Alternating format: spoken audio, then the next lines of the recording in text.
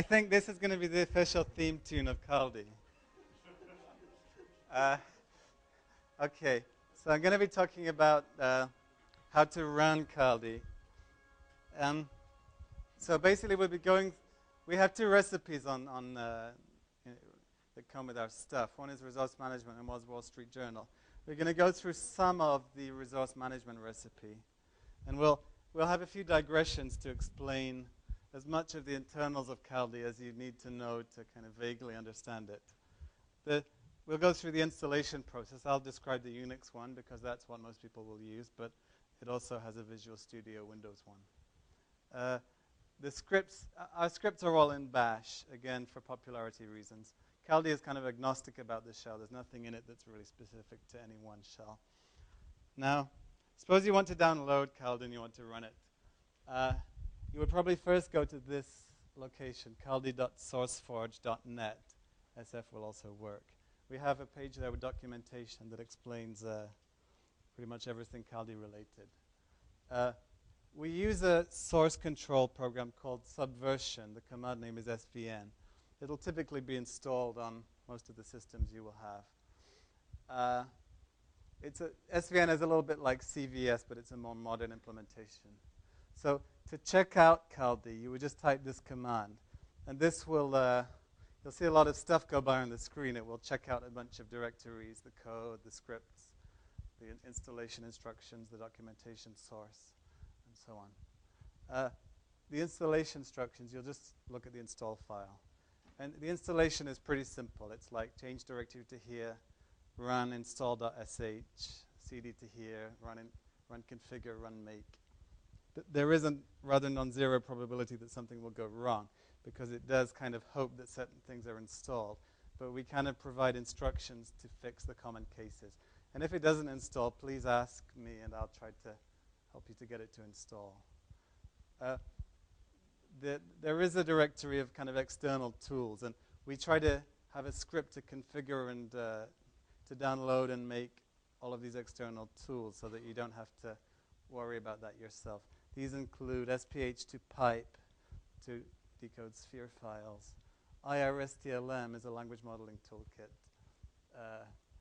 As I mentioned before, we chose this because it has a relatively open license. It's very limited features. OpenFST, etc. So, suppose you've done that, you've checked it out, you've tried to install it. Scratch that sentence. So, in the future, we're going to have version numbers and everything. Currently, because we haven't yet come to version 1.0, we just have trunk, which is the kind of version control thing for whatever your current code is. Inside there, you'll find tools, which is a place where we're going to download and compile various external tools. You'll find SRC, source, which is where all of our source code is, including the source for our documentation.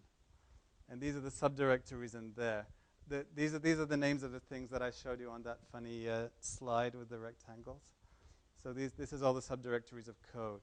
And EGs is a directory of scripts that contains the resource management and Wall Street Journal scripts. You can probably see a certain hubris in the naming scheme here. We went for a very deep naming scheme because we believe that eventually there'll be tons of scripts in those directories. So, suppose you've done the installation in tools, and that's really just running a script normally. You go to source, do configure. The configure scripts, sometimes configure scripts are these vast scripts that are auto-generated by things like automake or whatever it is. But this one is just a hand-generated one. It tries to find where your like Atlas library or CLAPACK library is, and if it finds it, then it compiles it with that. And it detects certain systems like Cygwin and Mac OS that have particular setups that are common, and then it handles those separately. It's good to type -J4 when you make the code because there's a lot of tools and the code is rather templated, so the compilation is a little bit slow. This makes it in parallel. If you type make test, it goes to all the subdirectories and runs all the programs that end with -test.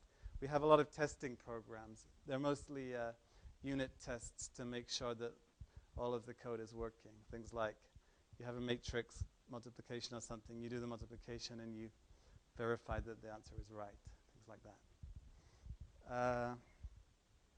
And there's also, if you can also type make valgrind, and it runs a program called valgrind to check for memory errors. And that would, I mean, right now there's no errors, but that would detect if there were things like unallocated memory. So suppose you've done that, you type make test, and nothing went wrong. So you CD to EG's RMS1, and this is where our example scripts are. This assumes that you're a member of the LDC or whatever, and you have access to these things. You'd obtain this corpus. I think for members it's like $300, but a lot of sites will have it already. This is the resource management corpus. It's a really old, really simple corpus, but we use it because it's really fast to run, and because it's kind of an LVCSR-like task. It's really medium vocabulary, but because it contains actual words and it has a lexicon and everything, it kind of behaves like a typical LVCSR system, even though it's very small. So this will be on some directory, and you have to figure out what that directory is. At some point, you'll have to pass it to one of the scripts. There's a bunch of commands in here that you're supposed to run. You're not really expected to run this directly. It will just exit on you if you do that. It's just a sequence of commands that you're expected to run by hand, because there's a high enough probability that any given one of them will fail that we felt it wasn't good to be over-optimistic and just make it a single script. I mean, the failures are going to be due to simple things like you gave it the wrong directory or something. But anyway, so I'm going to go through what this run.sh does. The first thing is data preparation. And so you'll see there's a directory called data prep. You CD to there. You know what the directory of your resource management data is. This is the LDC disk. You give it that path, and it'll just do a bunch of stuff. Basically, it's converting whatever format this corpus has into a format that Kaldi likes. And, accumulating lists of file names, things like that. And you CD up. Just for things that are created by this step, there's a bunch of stuff actually in this directory that it creates. Here's an example SCP file. So it contains the utterance ID, and then this is a pipe command. From here to here is a pipe command. So this command is going to be run whenever some program tries to read this. Now an SCP file, this is a concept that our toolkit has. It's not really quite the same as HDK's notion of an SCP file. And I'll be explaining later exactly what that is. Another thing that's created here is a decoding graph in FST format. In some other scripts, like in the Wall Street Journal script, this stage wouldn't be creating any FSTs. It would just create an ARPA. But because RM doesn't use an ARPA, we do it like this. So another stage of data preparation. This is created in that directory too. It comes from stuff that's in the resource management disk. It'll create a lexicon for you in this format, which is pretty obvious. And we'll later turn it into an FST. The Kaldi tools don't really deal with this directly. They deal with FST. So the lexicon that you give to Kaldi is just going to be an OpenFST format FST. There are also some utterance to speaker maps. So this is utterance ID. This is speaker ID. It's a file that contains a lot of these. This is how Kaldi maps utterances to speakers and vice versa. There's no notion of like masks or file names or anything. So this concept of utterance ID is quite important in Kaldi. There's no notion of like parsing file names and saying like the last element is the utterance ID or whatever. You have to have an explicit list. And all of these SCP files and archives are indexed by this utterance ID that you have to decide on.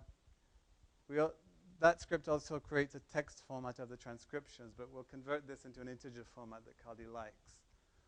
Just so that Kaldi doesn't need to have, for all of the programs, some kind of map between the text and integer form of the words. So this is the text format of the transcriptions. Next step after that data prep stuff, we prepare the graphs. There's going to be a bunch of OpenFST commands in here, like scripts to convert from the lexicon to the FST format. the lexicon actually contains the silence, and the script, the script kind of adds it in. It's not something that's very deeply embedded in Kaldi.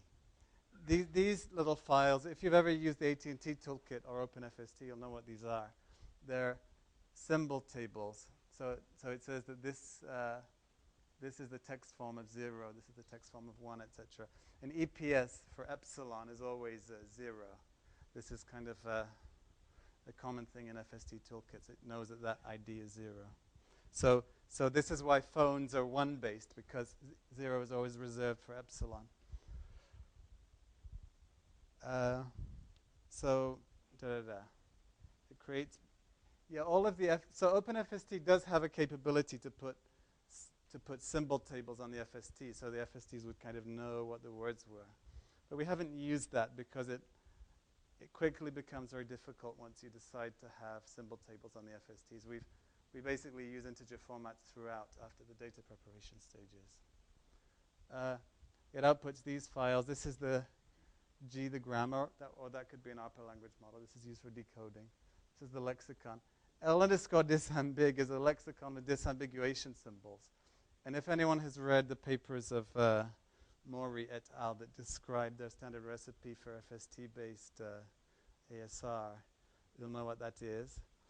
Little symbols like #1, #2 that they put on the lexicon at the ends of words to ensure determinizability. I'd better not go into that in more detail, or it's going to suck up the entire time of the talk.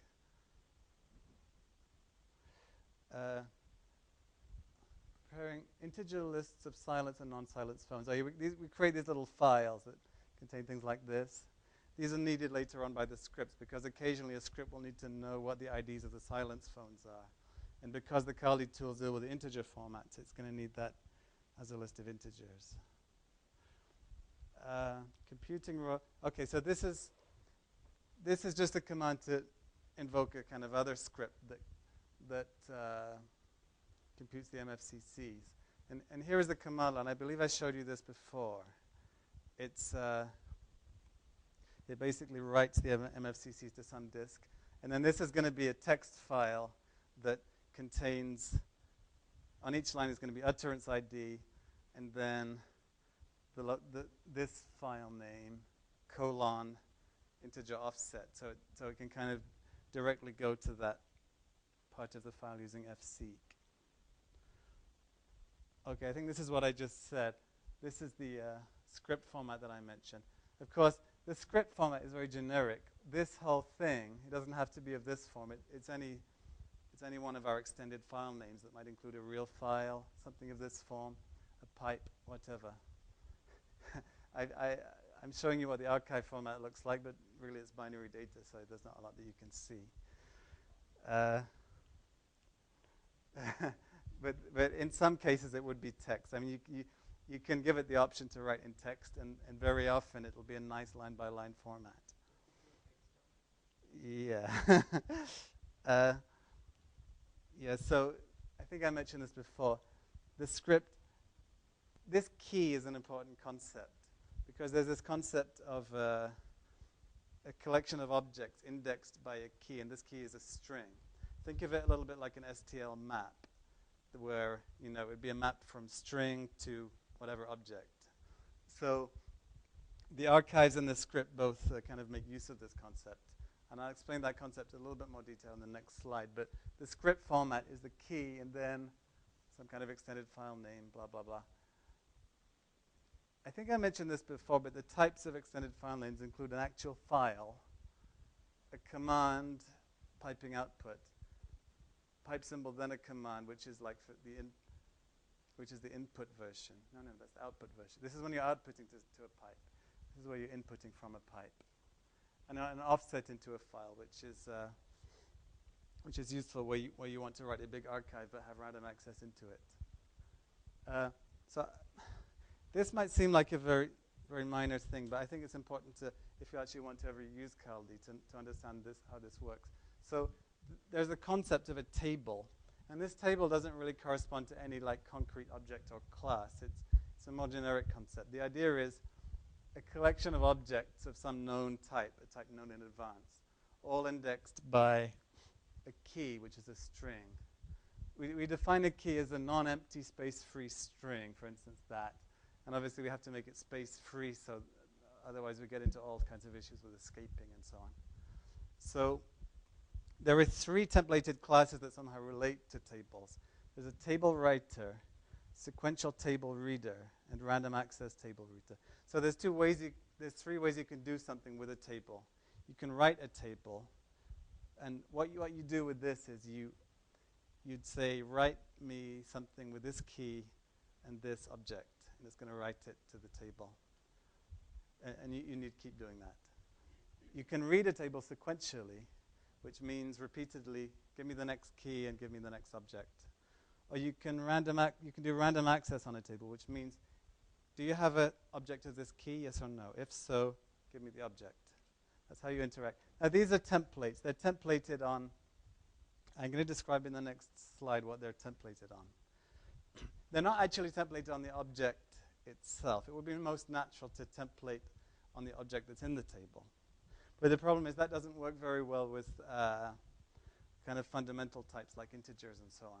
Because the normal Kaldi objects, they have a read function and a write function that have a particular behavior that's common to all of them.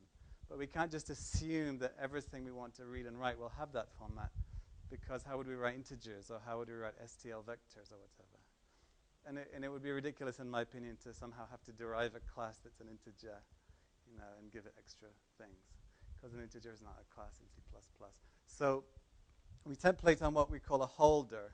A holder class is a class that has certain read and write functions, and it has a type def T inside it that is the actual type that the table holds. So, knowing all of this stuff is, I lost you by now because you're not a C++ guru, it really doesn't matter, because I'm just explaining how the internals of this mechanism works, but you don't need to know this to understand how the whole thing works. So I think this is an example of how, at the C++ level, you use the table concept. So we're introducing some terminology here that may seem a bit annoying, but eventually becomes clarifying. An R specifier is a string that tells the table code how to read a table object. And here's an example of one. ARK : this file name.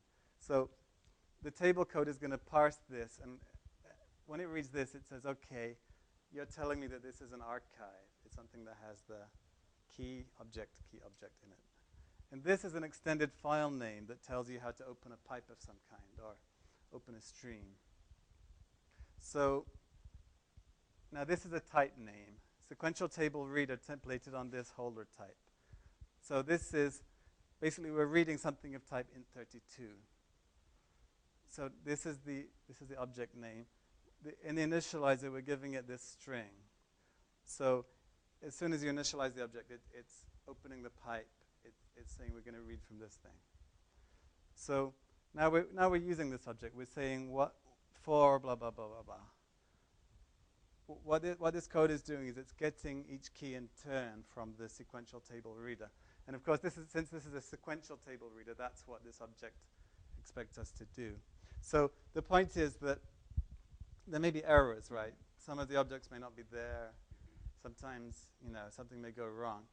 The templated code is going to handle that. So your kind of user level code just sees it as a sequential access to something. I think this covers stuff that I've already told you. There are some things that the table code has to do that are a little bit tricky. One of these things is very often you want to do random access on objects that are in an archive, and that archive may be in a pipe, because we use a lot of pipes. And the problem is that suppose for some reason you query a key that was not in the archive. In order to tell you no, it wasn't in the archive, it's going to have to read each one in the archive, go to the end of the pipe, and then say no. But that means that, now it doesn't know that you're not going to ask for something else later, so it's got to store all of that stuff in memory. So in order to stop it from having to do this, you can specify in the R specifier thing a little comma S, comma CS little options that will tell it this archive is sorted on key, or we're going to call this archive in sorted order. So basically that gives the code enough information to know that it doesn't have to store all this stuff in memory, and it can still kind of be correct. I'm going to go a little bit faster through this now. I think we went through this, computing MFCCs. Monophone training. So you would invoke this script. We're going to go through the script a little bit. It sets up some variables in bash, the directory where you're doing your experiment. The features, I think we saw one of these strings before. This is an R specifier that I mentioned before. This part tells it that we're going to interpret this stream as an archive. This tells it how to open the stream. And of course, this is a pipe. It's another Kaldi command that has its own things. Sometimes these things can even be nested, but beyond one level of nesting, the shell escaping would become too painful. So we don't. There is an input, like the dash means that there is an input from a pipe. This means a pipe. Well, so in fact, this is an output. There's always outputs on the right. So what this is, it's adding deltas. It's reading in this script file that says where the features are, and it's outputting to an archive on the standard output. So, and then this says that this whole thing is a pipe. So this part gets interpreted by the program that is given this. You'll get used to it. If you so, just going through the Monophone Training script, we create a file called exp/mono/topo that specifies the HMM topology to Kaldi. So, I mean, you can. This file is fairly self-explanatory. A script creates this. You see, these are the three states, and then this is a kind of final state that Kaldi knows that the last state always has an exit probability of 1.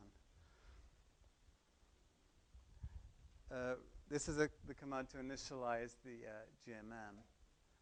It initializes it with a dimension of 39, outputs to here.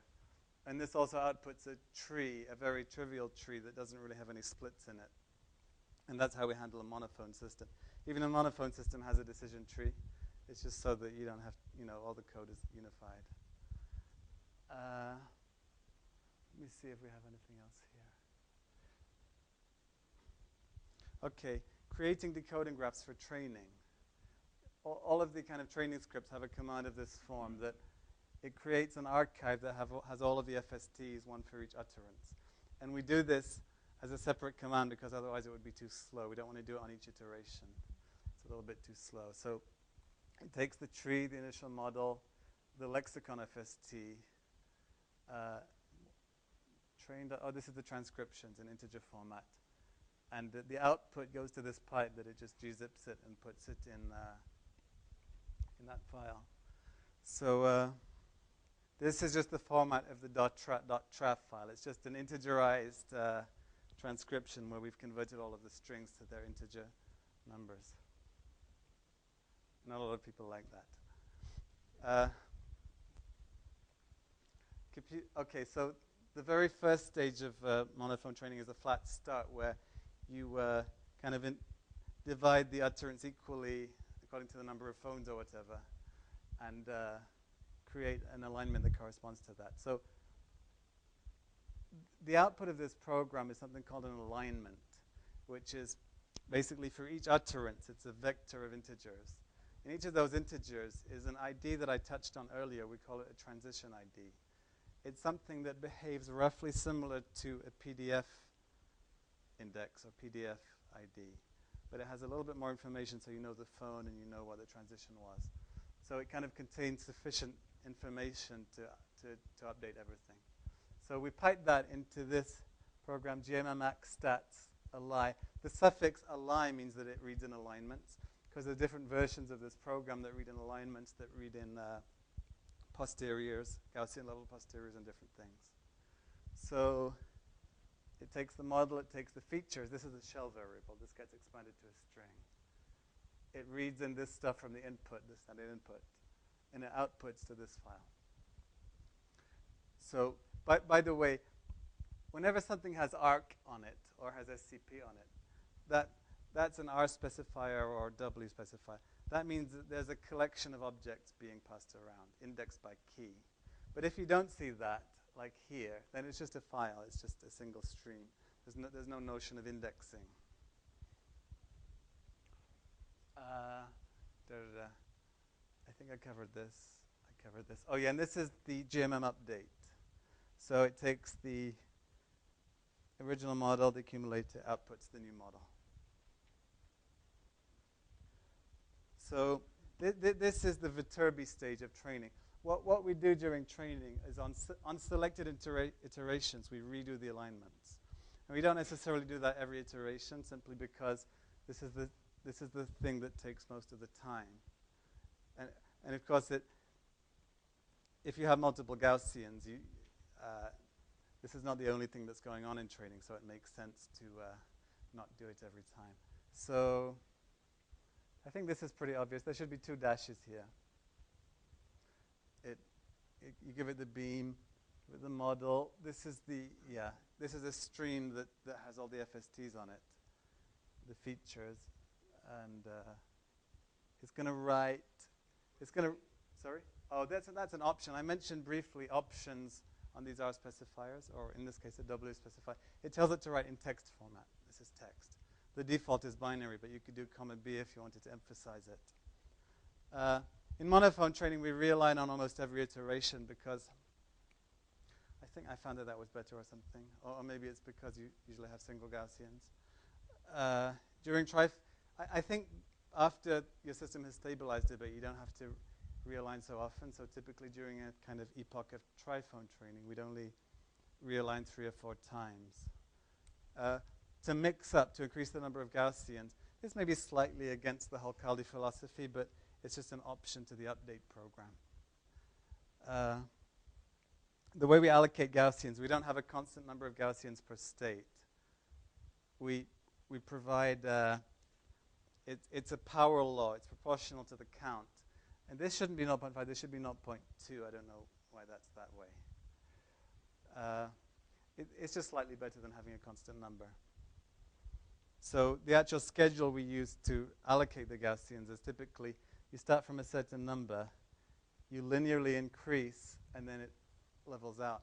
It would probably be more natural to increase with a log, kind of increase with a power law or something, but it just didn't work as well. It was better to do it linearly.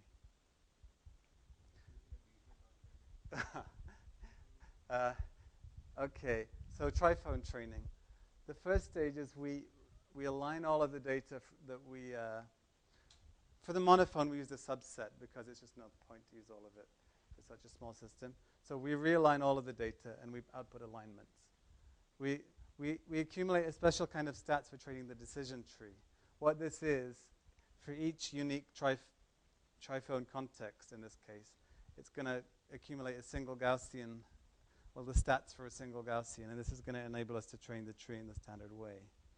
So there's a bunch of stuff in the script that kind of automatically does some automatic clustering and produces questions. We don't use hand-generated questions just because it's a hassle to find them. And there's, basically these are producing various files that will be read by Kaldi. So a lot of the actual control of how the tree gets set up is done at the script level. So building the tree, this is a Kaldi command that builds a tree. What this actually does is it goes up to 1,500 leaves, and then it kind of clusters it back down a little bit, but by an unpredictable amount because the actual threshold it uses to do the clustering after the initial splitting is the same as the kind of last successful split. So you can't quite predict how big it'll be, but normally it shrinks by 20% versus what you asked it to give you. So you initialize the model for this tree. This program doesn't know if it's going to be a GMM or a full covariance GMM or a SGMM that you're going to create. So it's a separate program to initialize the model. This is a nice feature of the whole alignment concept, that you can actually take an alignment produced for one model and convert it to kind of be valid for another model. So that means that you can avoid a certain amount of regenerating alignments. Okay, so if you want to decode, you have to build a decoding graph. This is how we invoke the graph generation script. And the things that it's doing, first it composes L with G, determinizes, minimizes, you get LG. There's some silly stuff with disambiguation symbols going on. I'm not going to go through that. Then you have to compose, C is the context FST. It kind of expands the phones into context-dependent phones. And there's some kind of dynamic generation of the context FST going on that happens within memory inside here. I'm not going to go in more detail what's going on here. And then this last one, make H transducer. There's this H FST that it basically expands out the HMMs. So on the right are the context-dependent phones. On the left, you've got the PDFs, but it adds all the self loops and everything. So this is creating an FST that does that. And the last stage is to compose H with CLG. Determinize, minimize. Here's the answer. Oh, and we did that without self loop. So at the end, this is to just make these more memory efficient. We wait till the very end to add the self loops. So this just goes briefly through the decoding script. We create a shell variable that tells it what the features will be. Then we invoke this program. There's 3 decoders, and this would affect the command name. It could be GMM decode simple, faster, or Kaldi. This is the kind of medium one. The GMM decode simple is mainly there for debugging, because it's so simple that there can't be anything wrong with it. So we just compare that. Yeah. So decoding beam is 20. This is a beam in kind of language model scale. We only scale the acoustics, not the language model. This is just so you can get more human readable output. This is the model. This is the FST features. This isn't a W specifier. It specifies how to write the transcriptions. It says do it in text format. But these are still going to be integers. We're going to have to change them to text before scoring if we want the text format. And this is the alignment. This isn't really useful if you're just decoding, but you might want to do adaptation later using that decoding pass as the supervision. So it's just kind of, we just always produce it because it doesn't cost anything.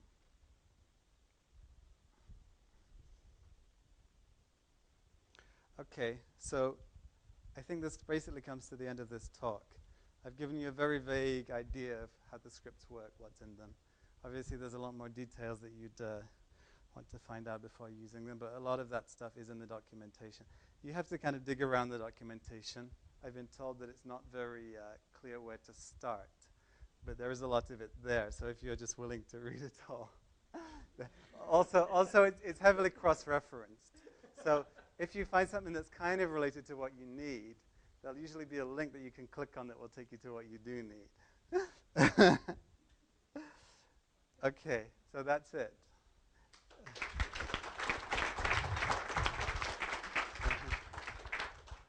So any questions?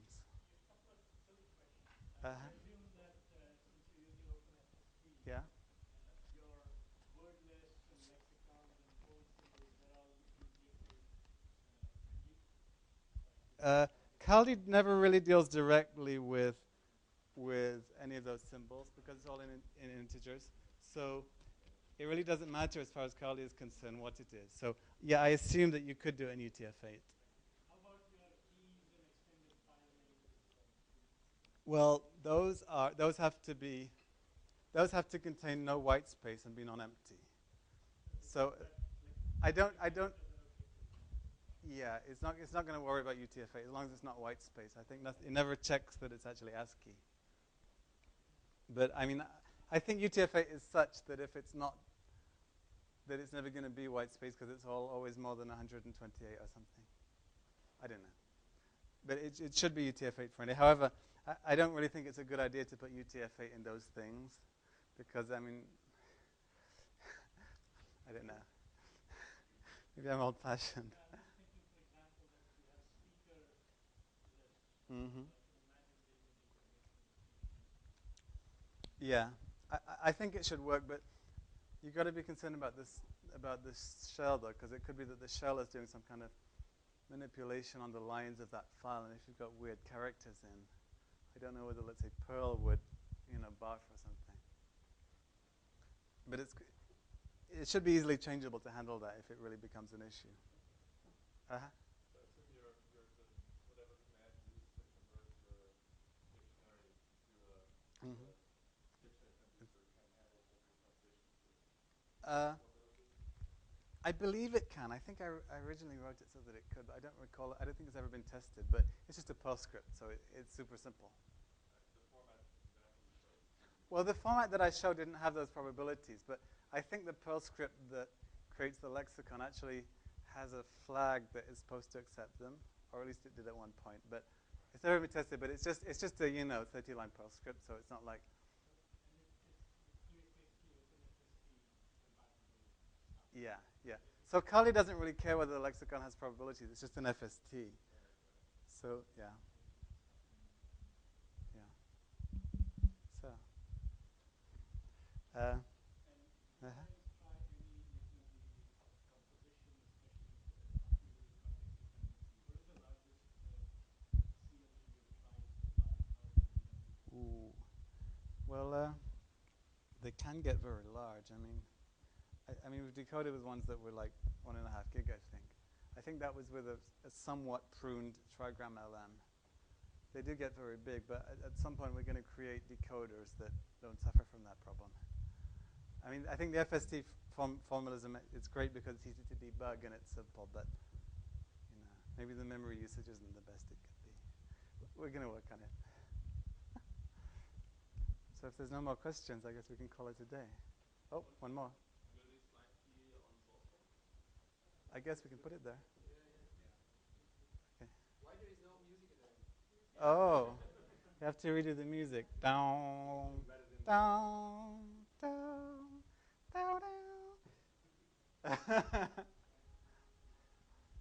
How about the classic?